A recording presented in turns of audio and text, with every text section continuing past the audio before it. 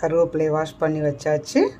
கொஞ்சமாக நல்லெண்ணெய் ஊற்ற போகிறோம். நம்ம ஒரு ஹெல்த்தியான கருவேப்பிலை துவையல் சட்னி எப்படி பண்ணுற பார்க்கலாமா? என்னென்ன இன்க்ரீடியன்ட் பார்த்தலாமா? கொஞ்சமாக இஞ்சி, 3 காஞ்ச மிளகாய், ஒரு 7 பல் பூண்டு பாதி கட் பண்ணியிருக்கேன். சின்ன வெங்காயம் ஒரு 10 வெங்காயம் தோல் வச்சு கட் பண்ணியாச்சு. புளி. ஓகே, தேங்காய் எதுவுமே நம்ம இன்றைக்கி துவையலுக்கு ஆட் பண்ணல. முதல்ல இஞ்சி பூண்டு வதக்கிடலாம்.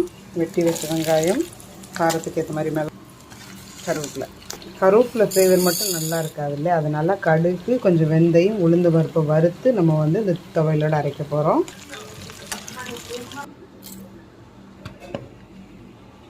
தண்ணி ஊற்றாமல் அரைக்கும் பொழுது இந்த மாதிரி வரும்.